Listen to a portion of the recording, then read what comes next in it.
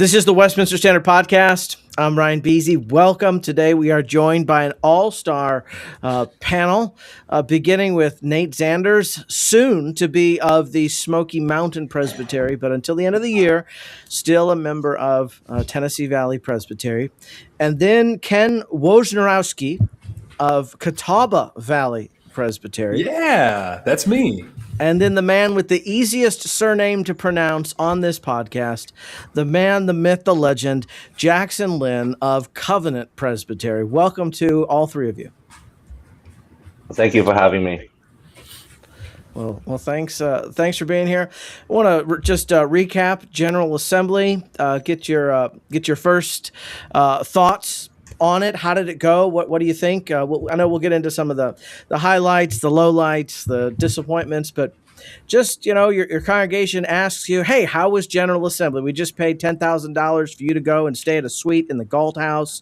$20,000 next year. $20,000 next year in Milwaukee. Oh. Why anyone would go to Milwaukee in July, I don't know. But cheese curds. Cheese curds, yeah. Can we talk about that? There. Raising the rate. Is that rate going into effect next year? I think it goes into effect every year. It's kind of like Congress, where they voted themselves an automatic cost of living increase, so they don't have to vote themselves a raise every year. I think what we did was we voted for a COLA adjustment to GA registration fees. Taking place the first time as we head north. Great idea. Yes. We tried that with Pittsburgh, and we thought never again, but there we go to Milwaukee. So, Nate, your people asked you on Sunday, hi, how was General Assembly? What'd you say? Yeah. Well, part of what I told him was I said, look, when it comes to PCA teaching elders, I am in the bottom third of polity, acumen. So I am a Neanderthal dragging my knuckles compared to, Ryan and other brothers like our friend Jonathan Brooks here in the Presbytery with me.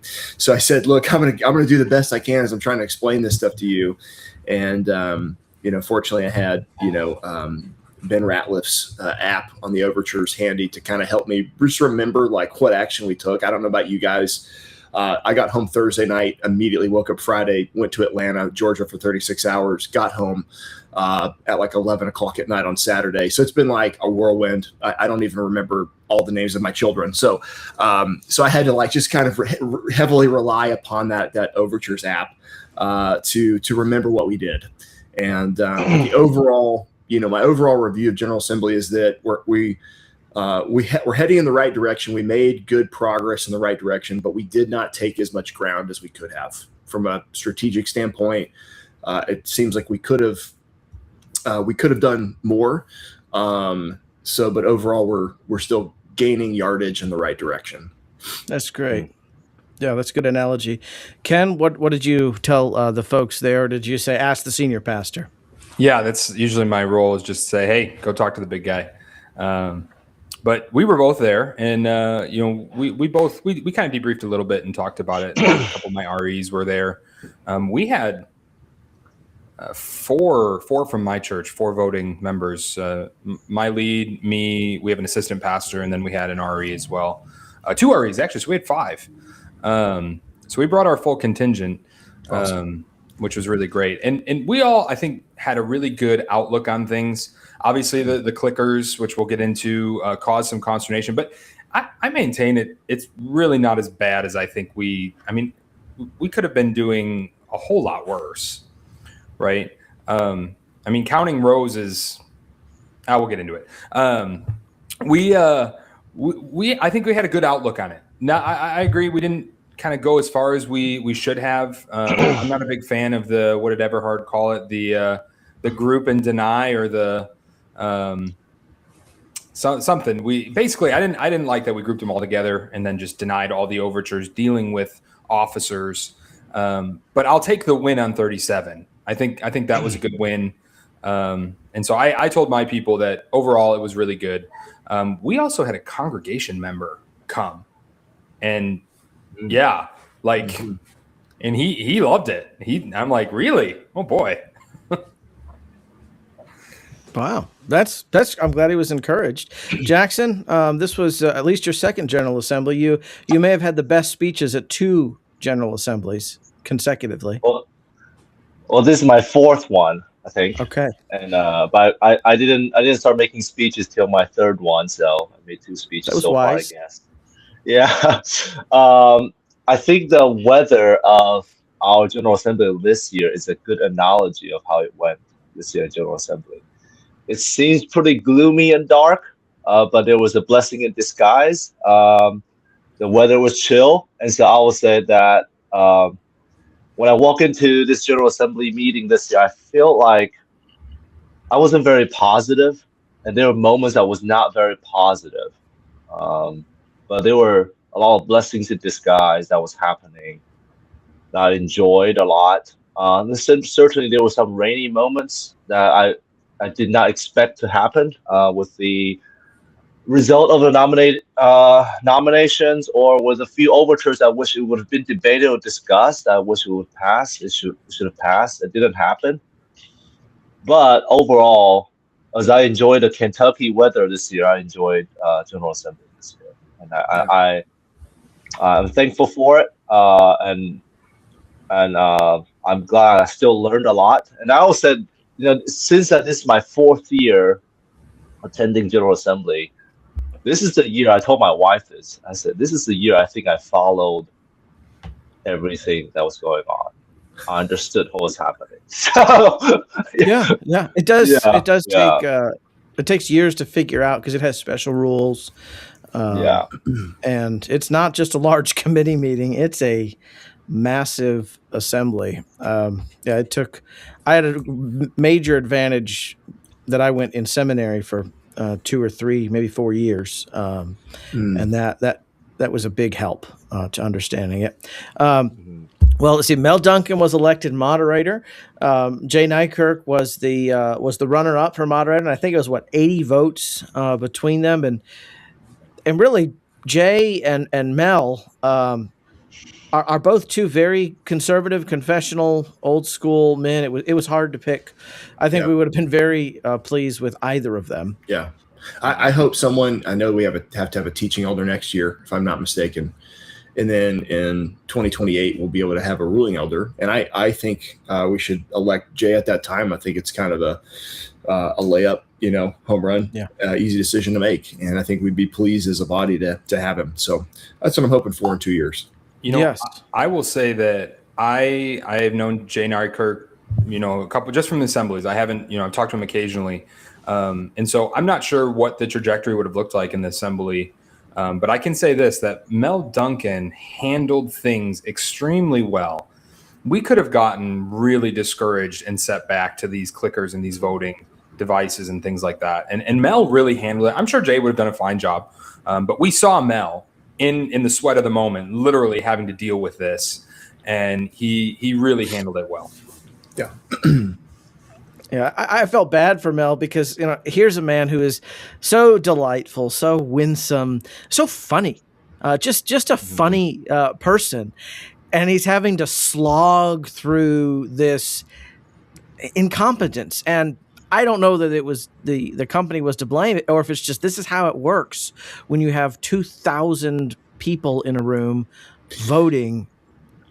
Yeah, I think, and I know I'm getting way ahead of us here. This is why I was tempted to speak against assembling a study report on artificial intelligence, because if we can't figure out that RFID technology is obsolete in 2026, how in the world are we going to figure out AI?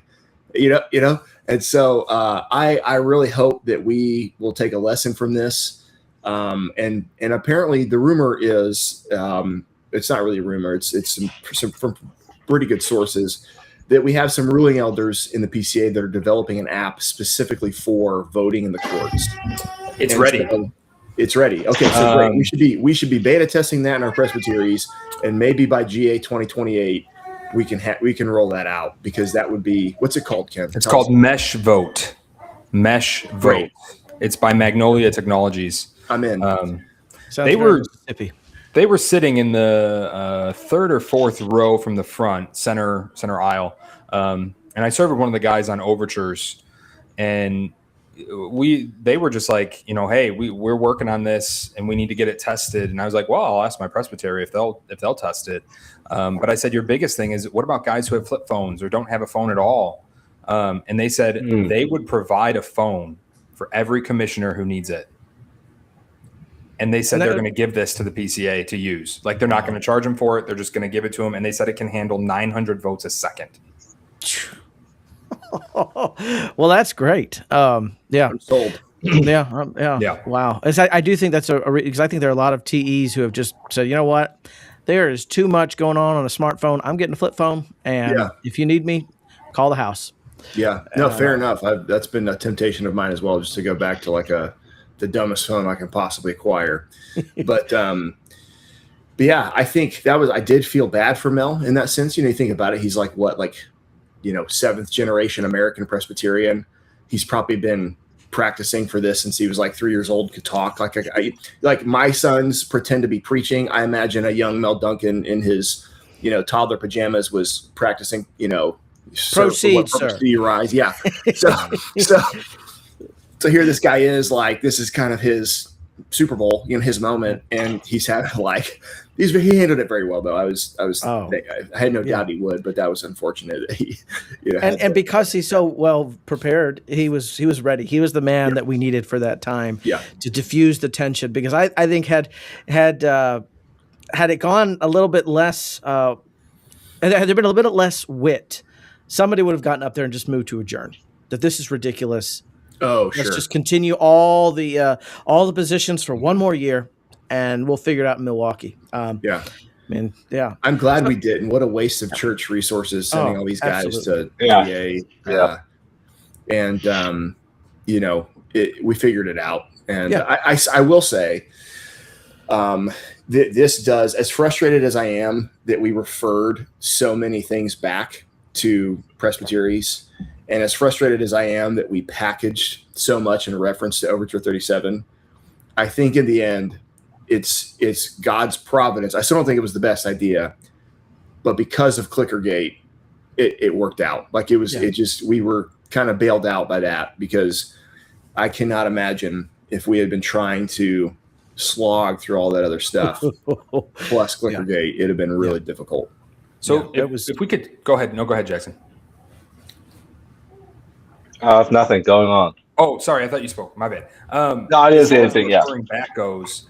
I served on Overtures. I will gladly do it again. I loved it. I mean, I get it. Some people find this work tedious, but Overtures is great. And I will say, I think almost all the ones prior to the end of the meeting. So there's the Overtures we referred back because we simply didn't have time, which we probably could have. Let's be honest. All the other ones, almost all of them, were either an affirmative or negative that got debated and then eventually got referred back. So, if a lot of the overtures came, as soon as they come to the floor, they come in the affirmative. And so someone would make the substitute motion to refer in the negative. That would fail. And then the next substitute motion would be to refer it back. And then that would succeed. So a lot of the ones that were referred back prior to the end of the meeting did so after a lot of debate. So it wasn't just like, hey, we're not dealing with it. It was, this is the answer we could come to an agreement on. Yeah. Well, before we get too deep into substance, Jackson, what was your favorite moment? I'd love to hear your favorite moments from GA. Jackson, let's start with you. Anything stand out other than your speech, which was everyone's favorite moment? What? I think my favorite moment would be some of them. I know people hate RPR report, but I do love some of the speeches given. I forgot which ruling elder. Maybe he was a teaching elder. I just know that he had a very beautiful white beard. Oh, Terry Carnes. Yes. Yeah. He gave this speech, and I love it. And this is other ruling elder. He was warning young candidates about what they're submitting when they're taking exceptions. It will be seen by 2,000 other commissioners and in history. And your answer is lame. I love that moment. Rich Leno, yes.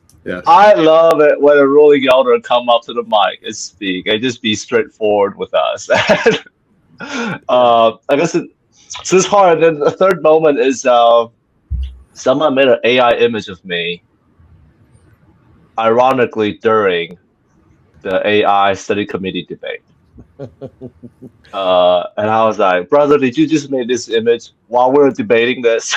So yeah, so that was a hilarious moment. Yeah, Yeah. yeah. I guess it was you dressed as Uncle Sam. Is that the was that Yes, the AI? yes, Yeah. Oh, that's man. the one. And by the way, I went to a wedding right after GA, and there are people that thought I actually wore that. And they were like, Jackson, we gotta have a talk. I don't think this is appropriate. And I was like, what are you Decorum. talking about? Yeah, I was like, what? Why did you wear this? I was like, what are you talking about? Were they all boomers? Like, were they all? Because that, I mean, No, these were young. These were young people. oh man, yeah. These people younger than me. They thought it was. I actually did that, and I was like, no, I didn't do that. And so that was hilarious. Amazing. Yeah. Yeah. Wow. Ken, anything stand out to you as you know? This was just delightful. Favorite moments. Yeah, favorite moments. I think the Mel-isms, the Mel jokes, really just he is just really on the ball. He's quick, and it's like it just comes right off his tongue. And you know, honestly, I think I really enjoyed the fact that this year we had an assistant to the provisional stated clerk, not an assistant provisional stated clerk, but an assistant to the provisional stated clerk. I thought that was just delightful. That was quite on the nose, wasn't it? Yes. When does he actually take effect? Like now? I think when at the third tap of the gavel, he was stated clerk. Got it. They didn't change his name card out. They should have. They should have. That may have been one of the things the clicker people were supposed to do, just click that over, but they were preoccupied. Nate, anything stand out to you? It's just that was really funny. That was delightful. That was a really sweet moment. Yeah. I mean, I really enjoyed Louisville, Kentucky. I'm not sure that venue is big enough for us in the future. It was tough, and it was pretty stuffy in that room as well. Like it was, and it was hard to get out. Yeah, hard to get out. If there had ever been a fire or something, it'd have been real problematic. There were other doors. Okay. There were other doors they were just the same color as the walls, but there were doors that would lead out into the other exhibit halls because they had more of them. Sure. I was disappointed that they said from the pulpit thing that the farthest or the closest bathroom was on the other side of the exhibit hall entrance doors. Come to find out, that wasn't even true. You go out, you turn left, there's an escalator down, and there's a bathroom right there. Yeah. And then there's another one just a little bit farther from that one. Like, yeah. I'm sorry, I didn't realize we were talking about boomer problems. Yeah, that was my problem too, man. But I'm actually 55 years old. Yeah. That's right. Wow. Well, this went down the toilet quickly. Yeah,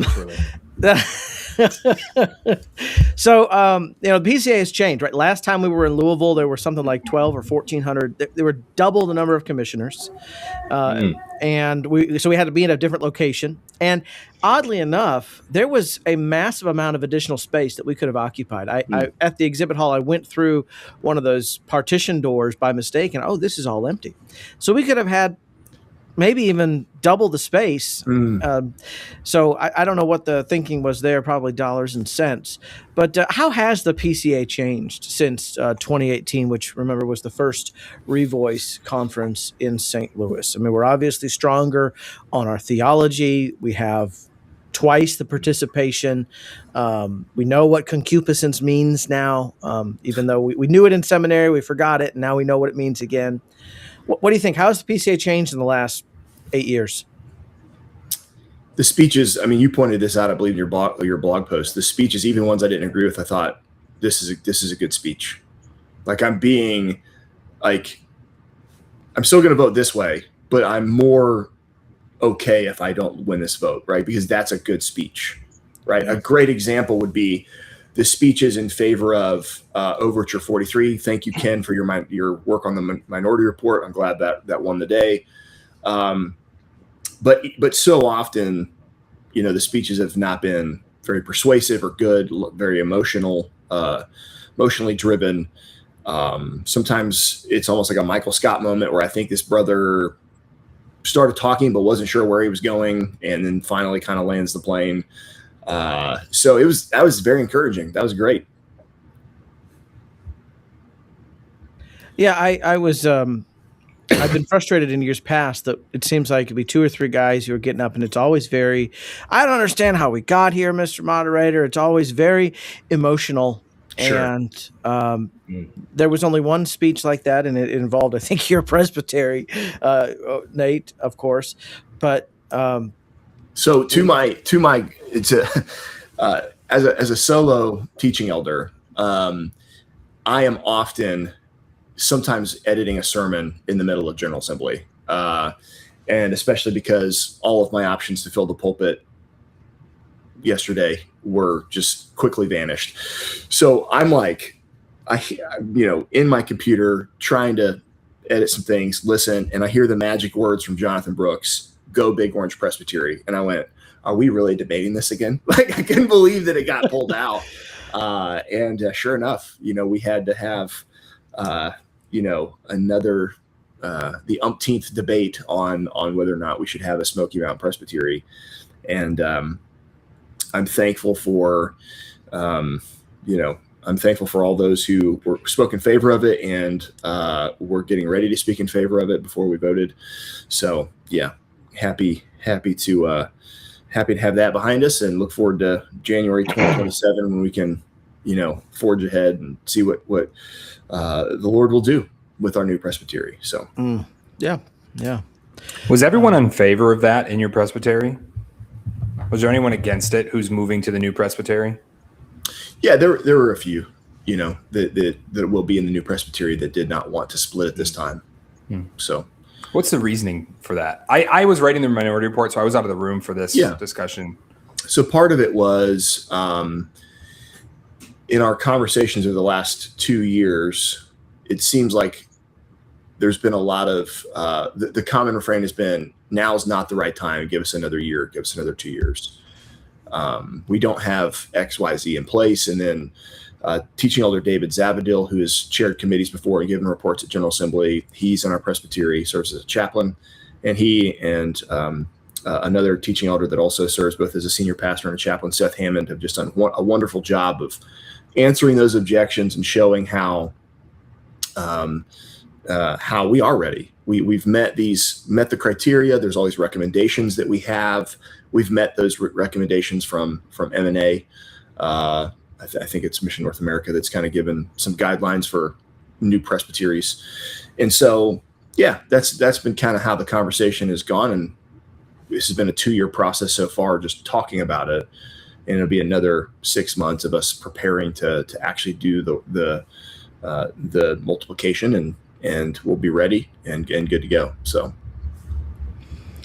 yeah, as the clerk, when I was the clerk of that presbytery for 14 or 15 months, it was just daunting. There are 40 particular churches or mission churches in that presbytery. There are 10,000 communicant members, which I think would make it, if it was just Tennessee Valley Presbytery, it would be like the 4th or 5th largest denomination in Nate Park. Yeah. So it's huge. So there was no good reason for that presbytery not to multiply. It's I think impoverishing both Chattanooga and Knoxville to be together, because it's just divided attention. Whereas if you have a focused presbytery in Knoxville and a focused presbytery in Chattanooga.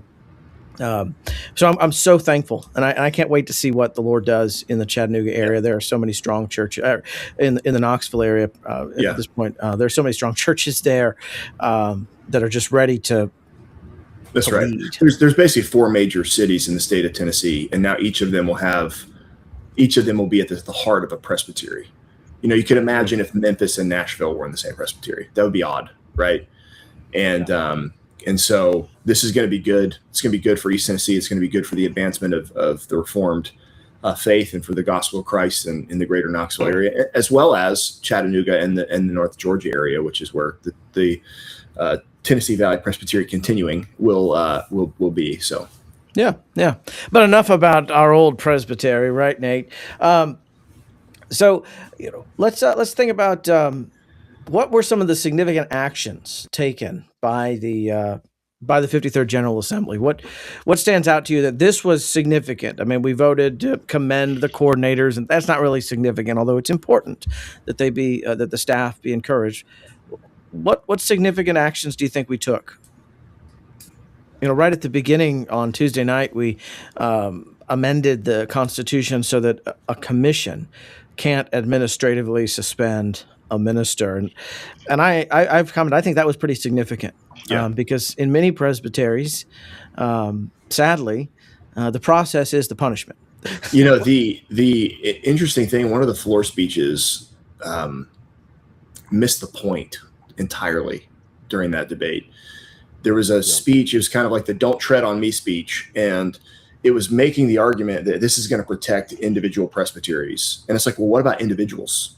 That's what the whole "don't tread on me" thing is all about, is like the smallest unit of those who have rights, right?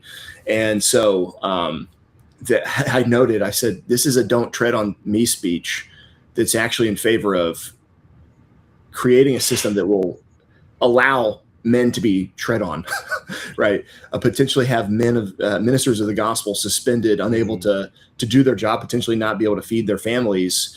It's almost like it also flies in the face of our Western English common law, very Christian system of you are innocent until proven guilty.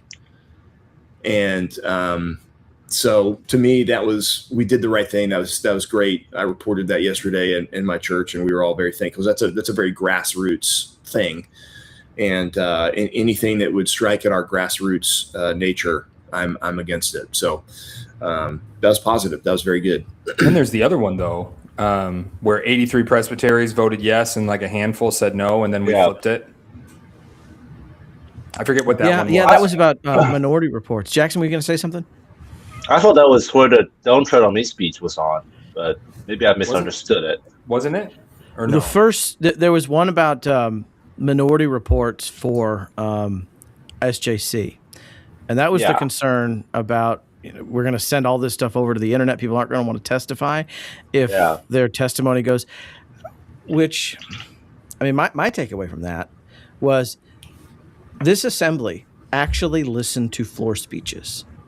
This was actually a deliberative assembly, perhaps for the first time in a while, significantly. I mean, obviously there are brothers there every time who come unpersuaded, but on 2 occasions, guys made speeches on something that people thought was just going to be a slam dunk. At least I did. And the assembly voted no. Jackson, what are your thoughts? And he even recognized in his speech that he's fighting an uphill battle. And he recognized that this vote is gonna go not his way, but the people listened. And I was talking to brothers that were next to me, and we were like-minded brothers, and they were persuaded.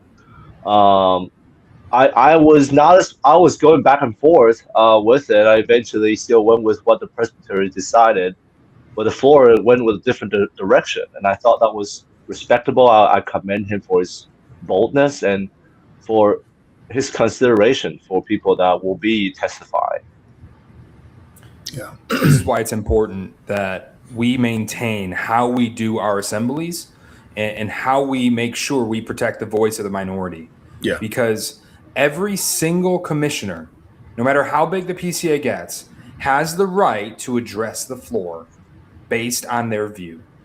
And the whole General Assembly can say, nope, we disagree. But he gets to do that. That's the whole point of this grassroots denomination, is that no matter how big it is, a ruling elder, well, as long as you only bring the amount you're allowed to, ruling elder and teaching elder, they get to stand up and they get to say what they believe about a certain topic or a certain issue. And nobody has to listen to them. They can vote the other way, but they get that right. And so it's very important that we don't stifle those rights by like an overture that says you can't pull out an overture until you have 150 people to agree with you.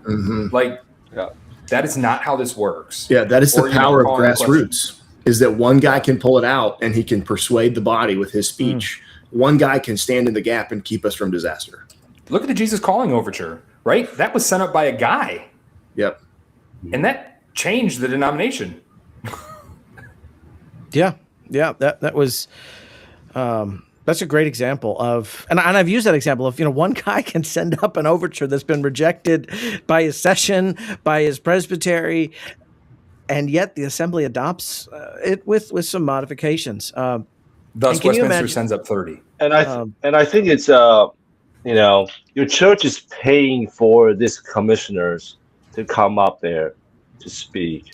Oftentimes, people are frustrated with this minority reports or people coming up, knowing that, hey, everyone's going to vote this way. Why are you speaking, wasting our times? And I understand the frustration with it, but know that the church is sending commissioners to represent them, then do the job.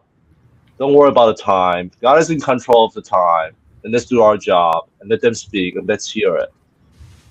Well, if you don't want to go, you don't have to go. Like if a teaching elder said to their session, I'm not going to go to GA this year. I hope that's okay. I don't know of a session that's going to be like, no, you're going and you're going to like it. If you don't want to go to General Assembly, if you don't want to sit in a chair for 5 days, you don't. In the air conditioning? In the air conditioning, yeah. We could be doing this outside. It could be horrible. If you don't want to do this, your church will probably be happy not spending all the money sending you there. Yeah. So if you get bored by listening to floor debates, or if the 60-minute time clock on a debate annoys you, then maybe you shouldn't go to General Assembly. Yeah, I was so pleased that I didn't have to listen to another "We've got study committee fatigue" speech, because I'm like, look, what are you talking about? What are you talking about? We don't all have to serve on these committees. All we have to do is read the reports when they come out. So if you don't like to listen to these speeches, you don't like reading the reports, step down from the office of a ruling elder, or don't come to General Assembly. Let somebody else that's excited about this take your place. Especially if they're paid for. AI is paid for. We don't have to do anything. One guy was very upset that we were doing this, and I said, we don't have to pay for it. And he's like, well, we're wasting these men's time. And I said, they don't want to serve. Let that grown man decide whether or not this is a waste of his time.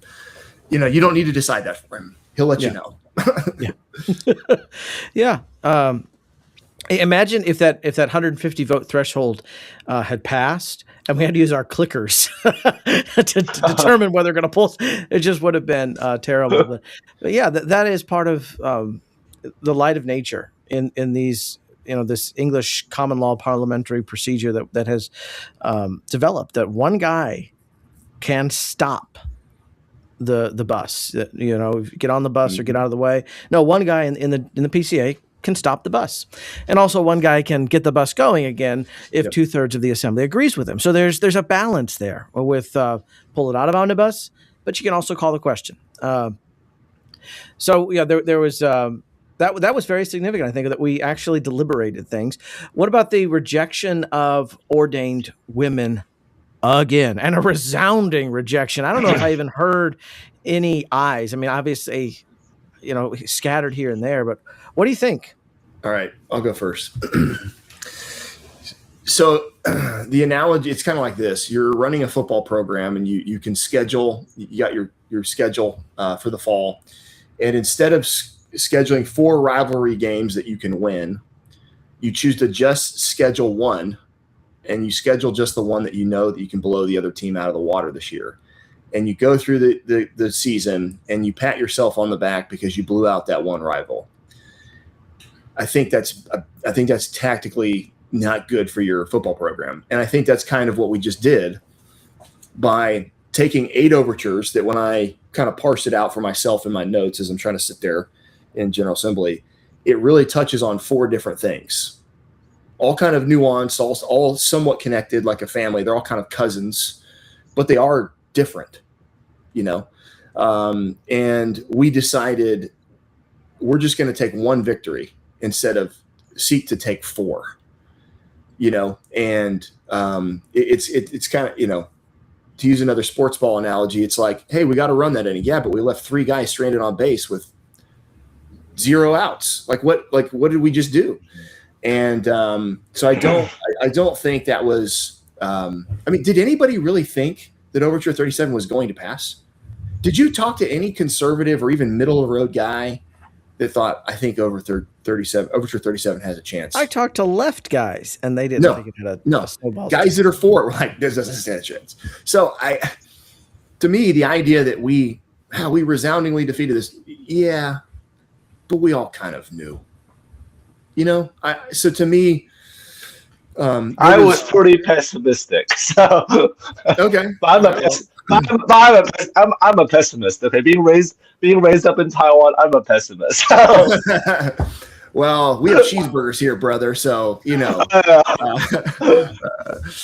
I did stop at Wendy's on the way home and get a triple cheeseburger in your honor. So, well, thank you so much. Yeah. So it's I think we had an opportunity, but hopefully we'll learn from this. Hopefully, I'm not trying to be a stick in the mud or be pessimistic. I'm hopeful that we can kind of reflect on that and go, yeah, maybe we could have done, maybe we could have tackled each of these separately. But again, I think I understand there's a little bit, it's kind of exhausting. We've been doing this for 5 or 6 years, but I think men of our persuasion, the PCA, need to understand the guys that want this stuff, they're not going to quit. They're not going to quit. And that's the problem. They don't have to. In civil politics and in ecclesial life, conservatives, people who view themselves as conservatives, they live, more conservatively on the spectrum. They have this, just let me go home and grill mentality. Like, I just want to get back to life. Leave me alone. I'll leave you alone. Like, I just want to put some burgers on the grill and cut open a watermelon and just, hang out. And we have to be more vigilant, and we have to realize that we've been called to an office. We've been called to a task that requires a perpetual diligence. And we have to be sentinels at the gate to monitor the situation and to monitor, the political health of society as men, as leaders of our homes and community, and then just the health of the bride of Christ as pastors, as fathers and husbands. We do that with our home, right? So that we hold all these different roles. We wear all these different hats as men. And the church deserves men who are willing to remain vigilant. And that's what we have to do. And that's what we have to be. Very well said. I think for me that it was, and I was talking to a few brothers, we felt like it's a resounding defeat, and we love that. And I'm being more positive about it. But we also feel like nothing got done. Right. That's kind of how our overtake of this General Assembly. We feel like, yes, nothing bad happened, but also nothing good happened, in the sense that we didn't strengthen the BCO. And I understand referring everything to 37, the kind of the reasoning behind it, but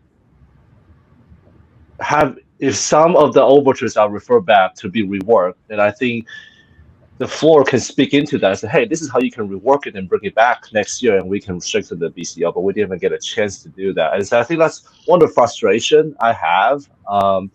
Though I'm thankful for the victory, well, how can our team be a better football team next year? Is there, can we have any rep in that? So just to use that analogy to help. Yeah. So I really think that the hope was in that, not answering these other overtures, yes, no, but basically we referenced it to our answer on 37, which 37 was about women deacons, not anything about elders. So referencing overtures about elders to a women deacon thing, that doesn't work. And I'm really thankful that 72 was pulled out, because cataloging, I know there's a lot of people who say that, keeping activity of who's serving as an elder and a deacon is to help keep women out of the diaconate. I don't see it that way.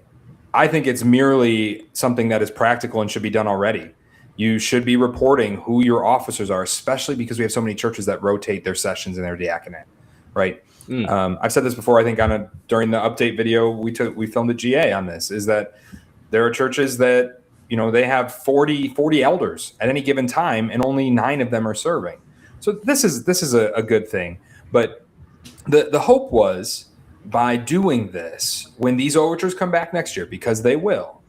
If you don't think they will, then I think you're naive. But if they will come back, and the hope is that we will answer those overtures in the same way we did. See, we already dealt with this. There's no need to do anything. We can't make any changes because it's already good to go. We did it last year. We're not going to do it again.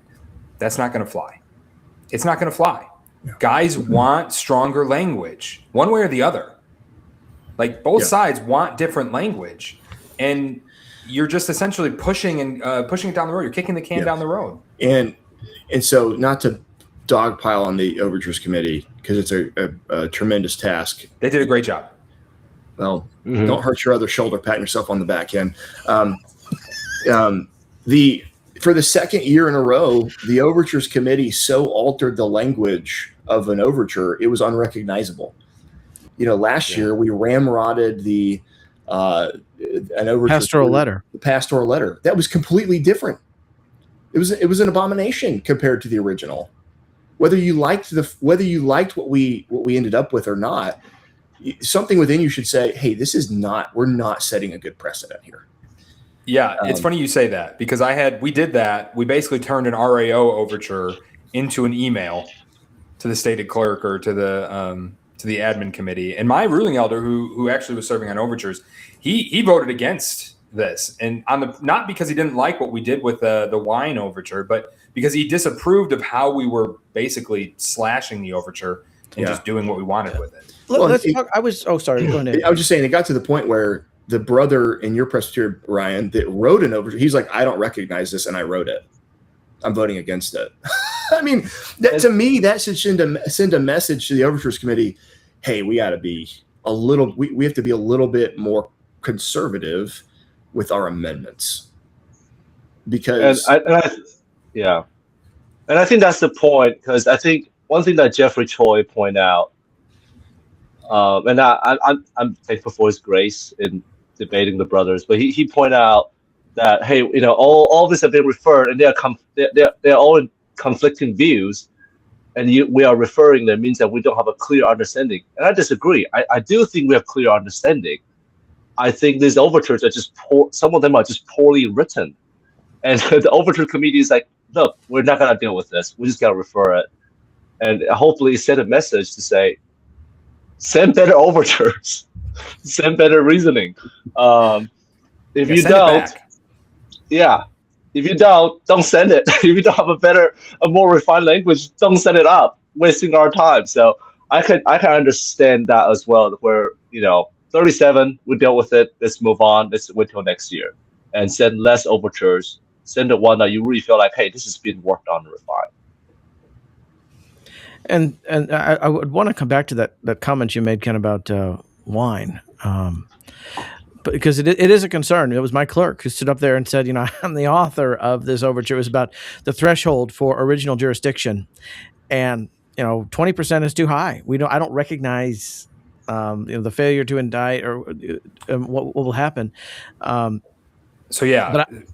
that overture. Yeah. It should be noted that every time I spoke in overtures, I almost lost every time. You almost lost, or you did lose? Well, I say almost every time.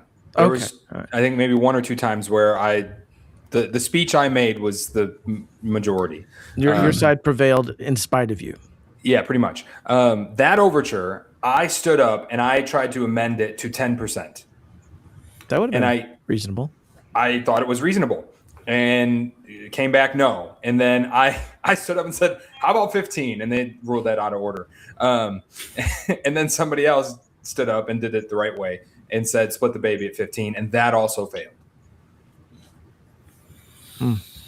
Well, if the purpose of that provision is for only exceptionally egregious cases, then I think that 20% is a fair number. But if the purpose of that provision and the purpose of that, my clerk's intent, was something less than super egregious cases, that was a change in the purpose. But that's, I suppose, the right of the committee. Can we come back to that, the communication on wine, that there was an overture that was sent up to require wine and grape juice to be served with the Lord's Supper. I was of a divided mind on that issue, because I don't think grape juice should be served, because Jesus said, drink this. He didn't say drink. He said, drink this. And what was in the cup was some kind of fermented wine. And so there were concerns that if the RAO amendment as adopted was as sent up was adopted, then we would enshrine this Baptist Methodist error for the next whoever knows how many generations. So I appreciate the comment that let's just send an email because our Constitution already requires wine. So I appreciated Howie Donahoe's speech in Overtures to say, look, the reason we don't serve wine is because Roy Taylor said not to back at the Charlotte Assembly. Yeah. I don't think Howie named names. I name names. Here on the Westminster Standard Podcast, we name names. Were you there for the whole debate? For the wine debate, oh yeah, I was there, baby. But not for all of Overtures. I had work to do. No, just the wine debate, because that took us a better part of an hour, whereas the Overture 37 debate took us probably 10 minutes. I appreciated what you did, but what are your thoughts? Is it germane just to, instead of enshrining in the RAO, to send an email? The action is what I think some people took a problem with, because essentially what was sent up to be an RAO amendment was turned into, we'll let the stated clerk know that they could do this if they want. Like, yeah. And in Milwaukee, if juice is okay, unfermented juice in Milwaukee, why isn't beer okay? Don't give them any ideas, please. I mean, Jesus said drink this. Well, this maybe reminds us. I'm not sure we should be serving communion at General Assembly. I'm not sure we should be doing 3 worship services, and I'm not sure we should be serving communion. That seems to me, I don't know. That's maybe I'm a curmudgeon. No, I agree. I think, yeah. I agree too. It's a new school idea to serve the Lord's Supper at the church courts, if I'm not mistaken. I don't like it when we do it at Presbytery. Yep. I don't get me wrong. I mean, by the way, I'm in a church. We do communion weekly. So I'm not, it matters to me. There is something about doing it in the church courts that seems odd, and it's great to fellowship and to worship with one another. But the whole 3 worship services thing, something in our schedule's got to change. I mean, maybe we treat Overtures Committee like RPR and they do some meeting before the week. I don't know, but maybe we drop some seminars. But it's an odd schedule. It is not conducive, especially when we're trying to get into debates about very contentious matters.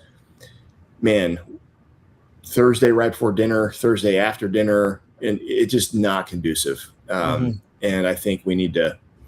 I think for the health of the PCA, changing the schedule would be really helpful. Right in Overture. And the schedule has been changed. I remember, in 2014, there were some days we didn't start until well after, it may have been 10 o'clock, because there would be 8 o'clock seminars, 9 o'clock seminars. And it was not just on Tuesday, it was Tuesday, Wednesday, maybe even Thursday there were seminars. And there were some pretty good seminars, but there are far fewer seminars now. And we're starting at 8 o'clock. We're not starting at 9, 10 o'clock in the morning.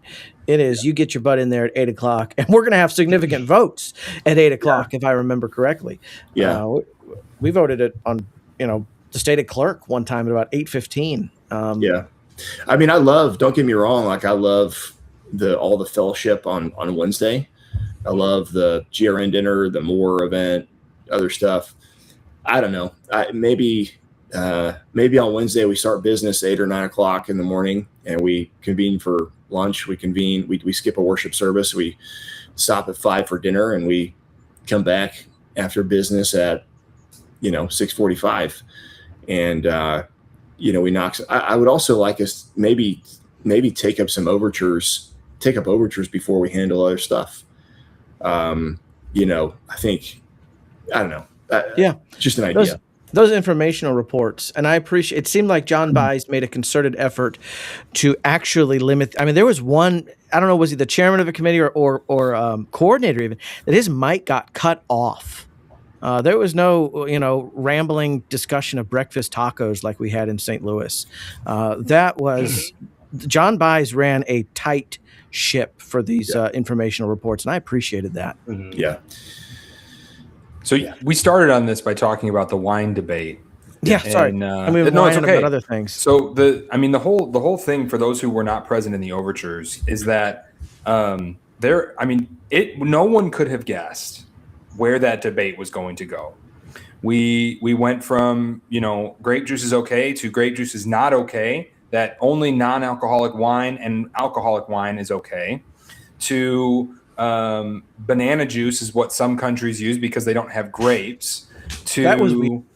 The fermentation process in wine replicates or promotes the death, burial, and resurrection of Jesus Christ.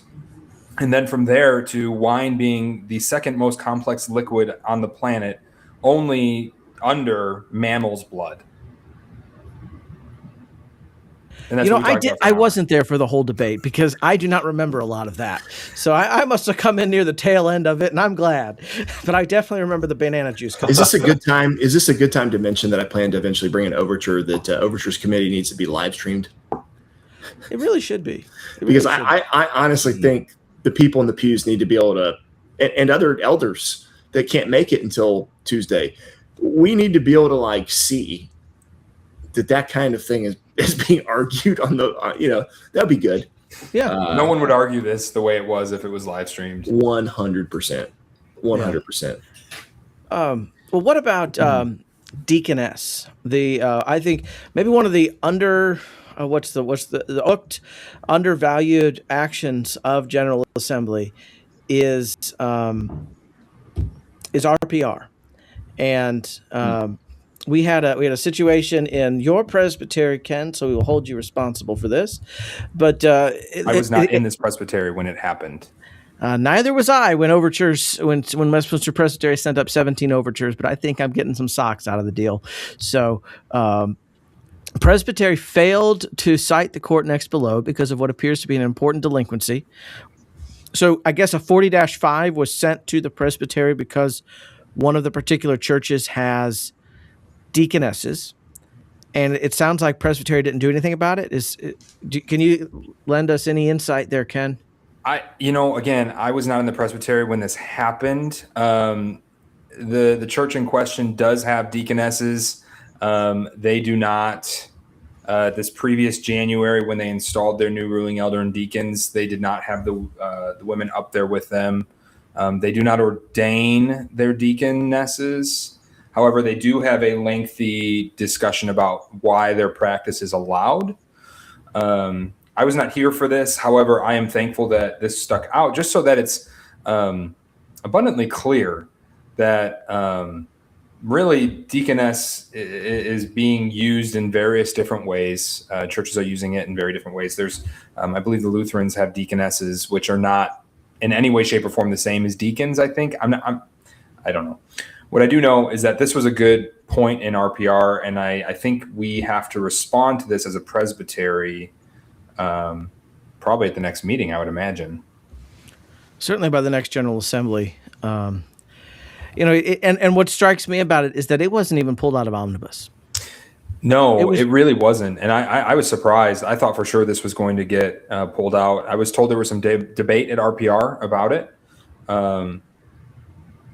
But this is clear. This is clear. And this is if anything, I think this is a win for what the BCO amendments were trying to do, because this reminds us that there are only two offices. There are elder and deacon, right? And so we're not going to have a third. Let me explain to you why this is not the win you think it is. Okay. All right. Yeah. Go ahead, please. The RPR report is treated at the presbytery level, in my opinion, as the game whose line is it anyway? The rules are made up and the points don't matter. So if an assembly, because remember, this is the opinion of one assembly. So the last year's assembly cited a man for something in another presbytery, and then a different presbytery within a matter of months made the same mistake. And when it was brought to their attention, they just completely ignored it. And when it made its way all the way to the SJC, it didn't matter. The fact that RPR had just months before said, you can't do this. This is a mistake. And the assembly approved that decision. It had no bearing. And so, this is one of those things where if we went to a church or a Presbyterian and said, look, this is the action we just took as an assembly, we all approve this, it's not going to be binding. So it's good we did this, but it's really not going to handle the deaconess's issue that as like we might think that it does. Now it certainly will send a bit of a warning shot over someone maybe wanting to repeat this practice. Hey, you might get flagged by RPR, but that's about, I think, as far as it'll go. Does that make sense? Yeah, I mean, I hear you. I think it's helpful to have something there. Agreed. So it's not a win like strengthening the BCO in some respect. The problem is whenever we try and change the BCO for any reason, there's always three camps. There's the people who are for it, there's the people who are against it, and there's the people who think the BCO doesn't need to be changed because it already says whatever you're trying to change. And that argument came up many times this year. And really, I think brothers who hold to the view that the BCO already talks about something and it doesn't need to be changed, I think they need to open their eyes. Because if that's truly the case, then we wouldn't be having these issues. If it's truly the case, we wouldn't have 10 overtures or 9 overtures addressing this issue one way or the other. And so I think brothers who hold to this idea that the BCO is fixed, it's fine, it already says everything, it clearly doesn't, or it clearly needs to be rediscussed because we're having issues. And I think we talked about this, Nate, on a BZ podcast before General Assembly. We can make all the BCO changes we want. If we're not going to hold brothers accountable to the BCO, then it doesn't matter. And so we have the 37 that was in the negative. We have this point in RPR. What really needs to start happening is that churches need to take a long look at whether or not they need to stay in the PCA, right? They're going to be constant friction against women deacons. And I spoke to Jeffrey Choi in person at General Assembly, and I have a lot of respect for the man. I think I've said this before. I have a lot of respect for the man. They do not have women deacons at their church. He believes that women should be able to hold the office of deacon. He also, I think, doesn't necessarily think the office of deacon should be the way that we have it in our BCO. But he is not going to skirt the BCO and do what he wants. Whereas there are plenty of churches, I won't say plenty, there are some churches, we'll say some, that know they're skirting the BCO and are doing it anyways. And it's just not good. It's wrong. But Jeffrey Choi understands that his view, if you ask him, does the BCO allow for women deacons or women deaconesses or women using these titles, he'll tell you no, as far as I understand. Yeah. And I think the analogy I've tried to use with guys that disagree with us on this, and sometimes they won't even acknowledge the similarity, is, I have a congregant who's hardcore Presbyterian guy now, but just a couple of years ago, he was born and raised a Baptist, and just a couple of years ago, he's in a Baptist church, very 1689 kind of church. We have a lot in common with those brothers, but there are several differences. So when he came to these new convictions, what should he have done? Should he have stayed in his church and caused constant discourse and debate and division over the differences and tried to then conform his entire church into his newly found Presbyterian image? No, certainly not. He wrestled with these things through these things with his elders, and then ultimately came to the conclusion, I'm Presbyterian. I need to go find a Presbyterian church to join. And in the same sense, how much longer are we going to wrestle with this and debate this issue before people on one side of the issue go, we're not going to change this body. We should go find a body that allows this, or we should create one. Yeah. Start a new denomination. And I think, RPR is the mechanism to do that. We need robust men on RPR and the Standing Judicial Commission, because it has happened that matters from RPR do get referred to SJC. The woman preaching issue up in New York, the pastor who did that, now obviously he's retired, but he's no longer in the PCA. And that's a good thing. And he was censured on his way out because he allowed a woman to preach. But that is the rare, that's the exception. And I don't know if it's the exception that proves the rule, but I think that if we can continue to see RPR making these kinds of recommendations, and we can continue to have a conversation about why the use of the word deaconess is not just problematic, but wrong and troubling from the Greek, from the history, the way it's been used in Presbyterian churches. Yes, it goes back to the Council of Nicaea. They dealt with some of it, but bad precedent, it shouldn't be binding on the church just because you can point to a time in history where some obscure person has done something. Yeah. But RPR did a lot of good work this year. I mean, paid a communion. That's right. Tightening up on that.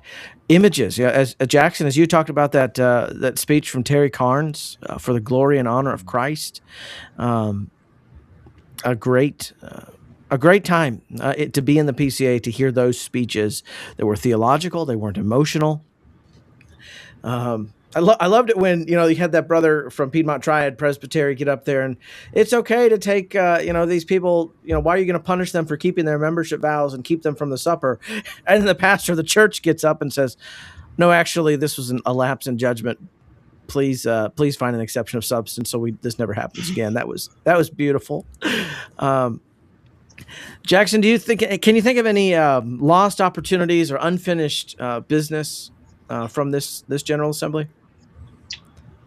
Well, lost opportunity or business. Well, I think some people put on like the CRT debate, the CRT study committee, critical race theory. I was actually pretty torn on that, where I would vote on that, but eventually I vote no on it. I vote with the recommendations. I do not want a study committee on it. And kind of just give you a little personal story of mine. When I was a young Presbyterian attending a Presbyterian church, they were about to have a Sunday school, and I'll be rotated to teach Sunday school, and they were about to teach through like racial reconciliations and kind of understanding what wokeism is and encouraging, how do we teach a class encouraging member to repent of the racial sin of the PCA, and etc. And I voiced kind of a different opinion on it, and I said the CRT thing may be a little blown out of water, and I think it's not the right direction to go. And what happened was that I was never asked to teach that class anymore.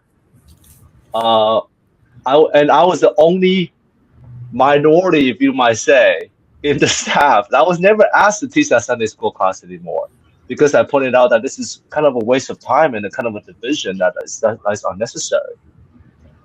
And so because of that, I've always felt like, maybe we do need a critical race theory study committee. But then also felt like, in my experience, it became a waste of time. So I was going back and forth with that. And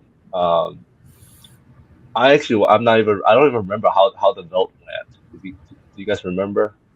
Oh yeah, there was one speech. The guy that wrote the overture, gave a good speech for it. No one even. That was it. There wasn't even any debate about it because we had to get home.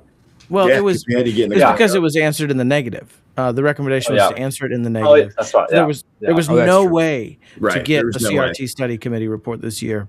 Yeah. Yeah, I wonder about that because the PCA in some sense has a bad reputation because we've had very high officials, as much as we have them, high administrators who clearly are under the influence of the Frankfurt School. And even though the assembly has never adopted anything about it, that has soiled our reputation in the wider world. And I think it would be helpful. Well, according to certain PhDs on Twitter, the PCA has been hardly impacted by critical theory. Okay. Yeah. And that was the whole point that I was making on X as I was departing, is that I'm not saying we're purposely sending this message. I'm not saying this is our intent, but I think through things that maybe other elders aren't. And I was thinking through how this is going to be, how this is going to communicate, or what this is going to communicate to young men out there that are considering coming into the PCA as members or potentially future elders. I don't know if you know this. We've got a real problem. We've got a real crisis. I talked to someone earlier today who's kind of in the know on these things. And for every pastoral candidate, there's 4 or 5 openings. So there's a huge problem that is coming in the next 10 years for the PCA as boomers die and retire. Yeah. And that there's going to be a huge void to fill. It's not just churches that are, like on the circuit at RTS Jackson, there are 12 people there and they've had 12 people for the last 50 years. I mean, Ken, I know there's a wonderful, rather large church congregation in your presbytery that has been without a pastor for going on a year now. And it's not because, it's just supply and demand. We need the Lord to send out more laborers for the harvest.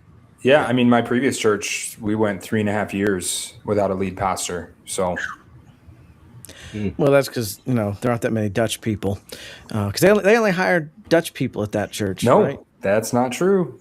Really? Well, and Poles. I mean, that's Dutch and Gerber's Poles. German. Hey, I just want to point out I applied. I never got a response. So, okay. I guess I wasn't Dutch enough, but you don't say. Yeah. Now, what about even though the Dutch were the first one to colonize Taiwan, I just want to point that out. wow? It wasn't China. It wasn't China. It was the Dutch that first colonized Taiwan. It wasn't Japan. It was the Dutch. Huh. How about that? Yeah. Don't you know? So that was my takeaway from that, is that I think we've, that's the answering it so clearly in the no on a big vote on the overtures committee against it, no minority report, no even just real consideration of even talking about it. And this has been, it's been clear to me in the last 10 to 20 years that the PCA has flirted with critical theory. At the very least, we have to say it's been very friendly. It's been too friendly towards it. I think that communicates something, whether we mean to or not, that we're willing to treat one issue that's full of problems in one way, and then we have another issue that certain iterations of it have real problems, and we jump at the opportunity to deal with it, right? So that's my thought on it. I didn't think that we had any chance of getting a critical race theory study committee because of what I know about the PCA, because of my history and observing it. Mm-hmm. But I thought we'd at least have just a possibility of real substantive debate, maybe be close. Yeah. And it's hard to have debate when the question keeps getting called. So what about Mississippi Valley's Overture 52? There was an attempt to it was pulled out of omnibus, and then to debate. The answer the overtures were recommending was that it be answered by reference to 37, and some people wanted. I wrote a speech too. I was getting ready to speak, and I had a great speech ready. Yeah, same here. I couldn't speak actually because it's overtures and I was on overtures. But whoever called the question on that really should repent. Well, he may or may not be on this podcast, but 2/3 of the assembly did agree. But what was the practical result of pulling that from the omnibus and then debating when it was to be answered by reference to Overture 37?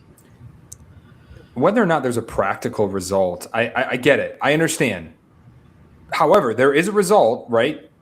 The body could tell overtures to go back, right? I mean, they could recommit it if they wanted to. They could have, and it would not have come back this year. That's true. I'm just saying one brother could sway the body, and I know that I think the person in question who we're talking about is you, Ryan. The worst. In Ryan's no, hold on. You're not the worst. You're not the worst. There have been far worse people in the history of the world than you. Well, yeah, some of them are in Ogden, and some of his books are sold in Ogden. But other than those people, Yeah, I was thinking even farther. That's okay. But the idea is that if somebody wants to pull something out omnibus, they get to do that. And now I think it's if someone's going to stand up and they're going to take something out of omnibus, they should just stay by the mic. They should just stay there, or at least be nearby, so that the moderator can call on them. There was talk, I think, of an overture that would allow for this, or maybe it was we referred, or maybe we did I think negative. I think that failed, but essentially, if you're going to pull it out, you should get to speak to it, why you pulled it out. Yeah, and I agree. I should have suggested to the moderator to defer to Stephen O'Neill, and with all of the calling the question, often that's what even the moderator would say. Do you want to let these guys before we? Which is what I was thinking, but in the moment, I panicked, and froze. well, it was that's what I came to do. That's what I wanted, but so, I wish that things had been done differently. Can we phrase it in the complete passive and Sure. make ourselves out to be the victim of time and circumstance? To give you the benefit of the doubt, you called the question. However, and as much as I don't like it, the assembly agreed with you. So that is the true thing. The assembly did agree with you. Now, as to the constant calling of the question, sometimes enough debate has gone by. Sure, I would say this: if somebody's going to consistently call the question because they don't, for whatever reason, their reason is their own, whatever their reason, then maybe the assembly needs to look at the rules of operating for how much time is allowed. Because if we're saying 60 minutes for this debate is allowed, then it seems like there should be some provision to at least let us get halfway through. Now, I know you can't do that, right? But if 60 minutes is too long, then we need to come up with an idea of, okay, what is enough time? Because you got to give brothers the ability to speak. Yeah. That's the minority voice gets to speak, even if I don't like what they're going to say, even if I don't like the 4 overtures or so that we're going to try and loosen the BCO on officers. They get the right to speak. They went through the process of drafting an overture, getting it through their session, getting it through their presbytery, right? They get to speak. We're all going to disagree, great, but that's, I think, something that we have to remember to protect the voices of people. I think there was a moment during RPR report, someone pulled a item out and then didn't show up to the mic at all. And that was Covenant Presbytery. Was that your presbytery, wasn't it? Oh yeah, it was. I think it was. I didn't pull it out. No. But but to speak to the practicality of it, I do think that I think in the past we've shown how overtures was refined and eventually adopted because they listened to the voice of the floor, and those opinions did help. If it didn't pass, they can understand why this is why it didn't pass, and and we can look at it. And so there's still good practicality of it. Yeah. Well, what about next year? We'll be in Milwaukee. We'll probably all have to fly there, which most times it's in the Southeast. I don't have to fly, but guys who are coming from one of those commie pinko states out left coast, they've got to fly all the time. So Milwaukee. Thoughts? We had a commercial for the next GA at GA this year. That was unprecedented. Ligon wearing a cheese head. Also unprecedented. Oh, yeah. So I was talking to my wife. My wife was, my wife is a PCA, pastor daughter. She got to go to Orlando when they had GA there before, and she went to Disney. And so she was like, Jackson, we got to go to Orlando General Assembly. I was like, oh, that's great. Well, next year it's going to be in Milwaukee. She was like, oh, that's too far. We're not going to Milwaukee. I was like, Orlando is further than Milwaukee.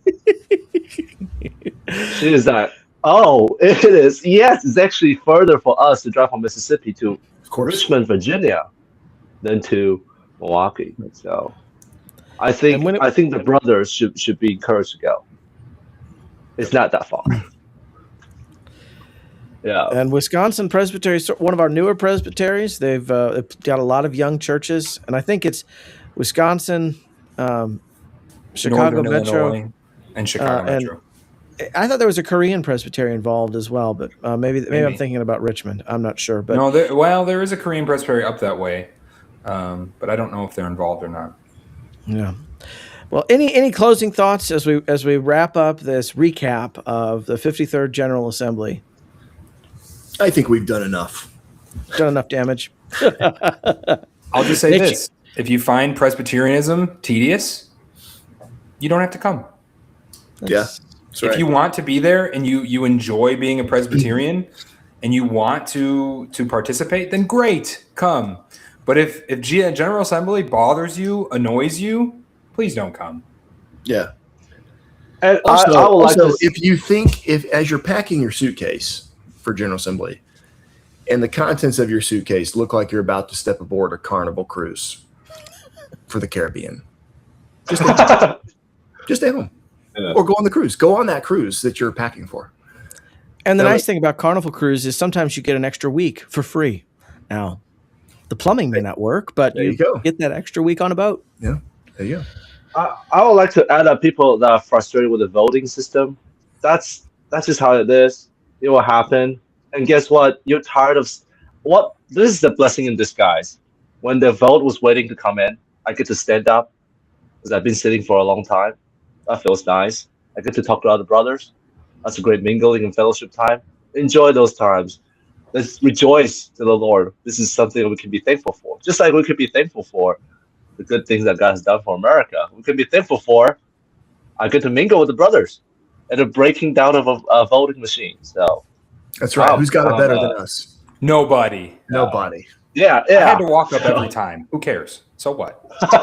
I don't know why they moved the receiver to the front, but Not a big deal. That- And you know what? There are a bunch of guys who are complaining their votes not getting counted, and they're sitting in the literal back row of the assembly hall, and they refuse to walk forward. I'm like, dude, your vote's gotta not getting go. counted. Just go Yeah. sit down. Like, you don't care, clearly. Sorry. Clearly. Yeah, Ken's walking around looking like the Hunchback of Notre Dame. with Yeah, his shoulder I got up an here and ice pack on my Just- shoulder. I'm suffering. I finally got my prescription filled for muscle relaxers. Like, I'm having the time of my life, Yeah. and I'm I was like, paying. What Ken muscle is the relaxer? most pastory pastor in America right now. He's like literally got like a preaching injury that he's nursing with an ice pack in the middle of like a church meeting. This is great. I can confirm it is the preaching of the word that causes my shoulder to hurt. And the Wi-Fi was excellent this year. I had no problems downloading anything ever. It was great. Even rather large files were no problem. It handled it. Well, Nate Xanders, Ken Wojnarowski, and Jackson Lynn, thank you for your expertise, your thoughts, your comments, and most of all, Jackson, thank you for your speech last week. That's right. Thank you. I'm not sure about the expertise, but thank you. All right, we'll see y'all later. Thanks for joining the conversation on the Westminster Standard, which is the podcast of Jude 3. For more information or to support our work at promoting confessional renewal within the Presbyterian Church in America, please visit our website, jude3pca.org. Join us again next time. I'll talk to you then.